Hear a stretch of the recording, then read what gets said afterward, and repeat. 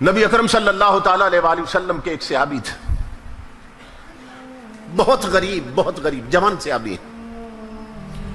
امام الانبیاء نے ایک دن پوچھ لیا، فرمایا میرے غلام کیسے دن بیت رہے ہیں؟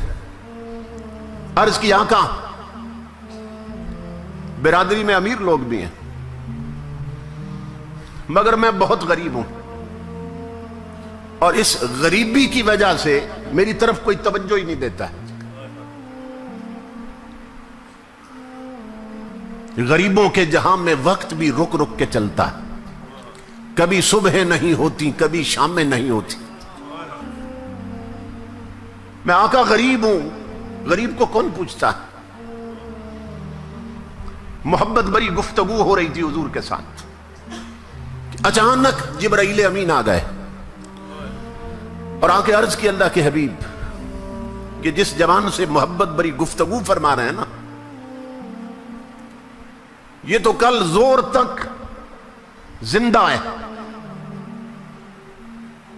کل زور کے وقت تک اس کی زندگی ہے، یہ فوت ہونے والا ہے۔ کل زور کے وقت اس نے مر جانا ہے میرے آقا۔ اوپر سے آئے تھے نا، لوح محفوظ دیکھ کے آئے تھے، اس کی موت مقدر بن چکی۔ آقا اس کے پاس تھوڑا وقت، یہ مرنے والا ہے۔ جبرائیل امین یہ خبر دے کے چلے گئے۔ کون؟ فرشتوں کے سردار نے خبر دی ہے اس کی زندگی کل زور تک۔ امام الانبیاء کی آنکھوں میں آنسو آ گئے۔ اس کا مطلب یہ جانے والا ہے، مہمان ہے۔ قربان جائیں حضور کی لجپالی پر اور آقا کی رحمتوں پر۔ میرے آقا نے اس جوان سے پوچھ لیا، بتایا نہیں اسے۔ میرے آقا نے فرمایا او جوان، تیری زندگی کی کوئی بہت بڑی حسرت ہو مجھے بتاؤ تاکہ پوری کر دی جائے۔ اس کی آنکھوں سے آنسو بہہ نکلے۔ عرض کی اللہ کے حبیب غریبوں کی حسرتیں کیا پوچھتے ہیں؟ ہزاروں حسرتیں ایسی کہ ہر حسرت پہ دم نکلے۔ آقا جب سے آنکھ کھولی ہے غریبی ہی دیکھی ہے۔ اتنا غریب رہا ہوں میرے آقا کہ میں زندگی میں کبھی میٹھا نہیں کھا سکا۔ میرے آقا آپ نے پوچھ لیا تو اب عرض کرتا ہوں، دو حسرتیں ہیں جو زندگی بھر پریشان کرتی رہی ہیں، لیکن غریبی نے ایسے پنجے گاڑے تھے کہ وہ حسرتیں پوری نہ ہو سکیں۔ امام الانبیاء نے فرمایا کیا؟ عرض کی آقا ایک تو زندگی میں کبھی میٹھا نہیں کھایا، اور دوسری حسرت یہ تھی آقا میں جوان بھی ہوں، آپ کا غلام بھی ہوں، کاش کوئی نیک بیوی مجھے مل جاتی، کوئی شریک زندگی مل جاتی، کوئی زندگی کا اچھا ساتھی مل جاتا۔ میرے آقا میری طلب تھی، مدینے والے سو رہے ہوتے اور وہ زندگی کا ساتھی اور میں مصلی پہ رو رہے ہوتے۔ کوئی ایسی بیوی ملتی شریک زندگی، ہماری راتیں مصلی پہ بیت جاتی، آقا مل کے آپ پہ درود پڑھتے، مل کے اپنے رب کو مناتے۔ کوئی نیک شریف بیوی مل جاتی، مگر غریبی نے ایسے پنجے گاڑے ہیں کہ نہ کوئی رشتہ دیتا ہے اور نہ کبھی میٹھا کھا سکا۔ قربان جائیں حضور کی رحمت پر۔ امام الانبیاء نے فرمایا بلال عثمان غنی کو بلاؤ، صدیق اکبر کو بلاؤ، حضرت علی المرتضیٰ کو بلاؤ۔ اصحاب کو بلایا حضور نے اور اس جوان سے پوچھا تیری نظر میں کوئی رشتہ ہے؟ اس نے عرض کی آقا میرے چچا کی جوان بیٹی ہے، نیک بھی ہے شریف بھی ہے، مگر غریبی کی وجہ سے توجہ نہیں کرتا۔ امام الانبیاء نے اس کے چچا کو بلایا، فرمایا تیاری کر، اپنی بیٹی کو جا کے دلہن بنا، اسی وقت میں نے تیری بیٹی اسے دے دی ہے، ابھی رخصتی ہونی، ابھی نکاح ہونا ہے۔ عثمان غنی کو فرمایا، حضرت علی المرتضیٰ کو فرمایا جاؤ ان دونوں کے لیے کپڑے لاؤ۔ کسی صحابی کو فرمایا برتنوں کا انتظام کرو، کسی کو فرمایا چارپائیاں لاؤ، کسی کے ذمے چادریں لگا دی حضور نے، سارا جہیز اکٹھا کر لیا حضور نے، اور عثمان غنی کو فرمایا اس کے لیے ایسا حلوہ بناؤ جو کبھی نہیں بنایا ہوگا،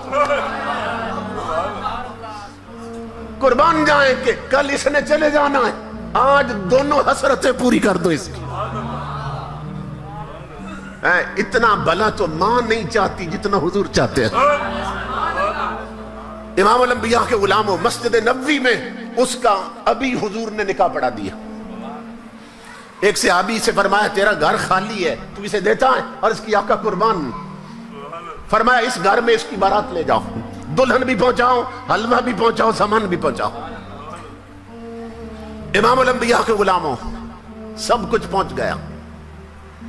جب دوسرا دن آیا نا، رات گزری، تو امام الانبیاء نے ایک صحابی کو فرمایا تم زور کے وقت نا اس گھر کے پاس چلے جانا، وہ جس دولہے کی کل شادی کی ہے، اور تم عصر تک نا گھر کے گرد چکر لگانا، اس گلی سے گزرتے رہنا، اور سننا کہ اندر سے رونے کی آواز تو نہیں آئی،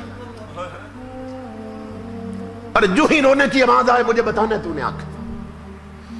تاجدار انبیاء کے غلاموں، وہ صحابی عصر تک وہاں رہے۔ گلی میں جب جائے اندر سے ہنسی کی آواز آئے، خوشی کی آواز تو آئے، رونے کی نہ آئے۔ عصر کا وقت ہوا، وہ حضور کی بارگاہ میں حاضر ہوئے۔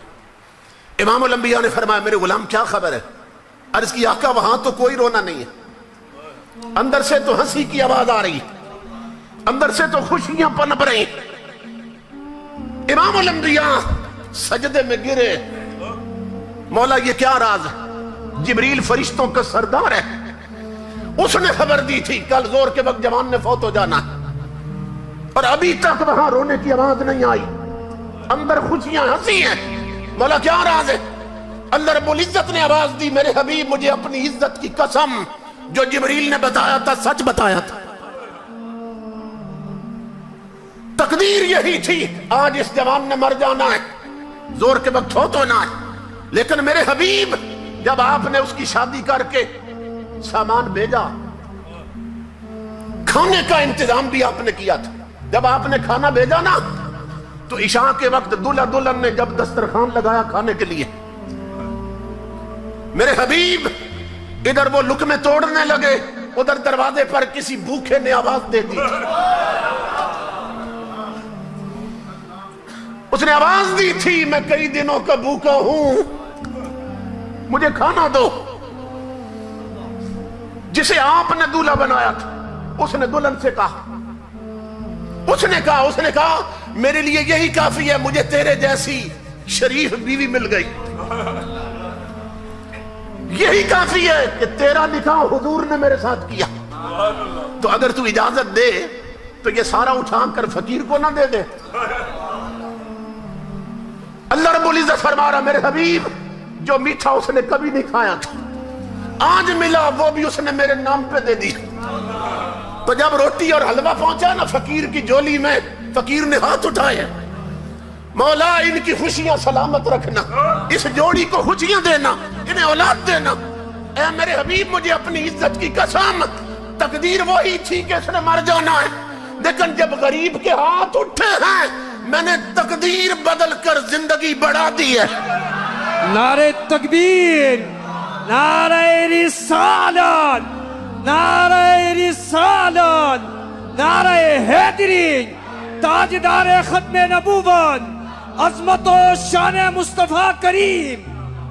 سبحان اللہ، سبحان اللہ۔ اس لیے میری ماں بہنوں بیٹیوں، میرے بزرگوں اور جوانوں، اڑوس پڑوس میں دیکھو کوئی بھوکا تو نہیں سو گیا، کوئی بیمار تو نہیں، دوائی کے لیے تو نہیں تڑپتا ہے، کوئی بچے ایسے تو نہیں تمہاری سرپرستی کے محتاج تو نہیں ہیں۔ ان کے آنسو صاف کرو، اللہ کی عزت کی قسم اگر ان کے ہونٹوں پہ مسکراہٹ آئے گی مدینے والا قبر میں خوش ہوگا، خدا حشر میں خوش ہوگا۔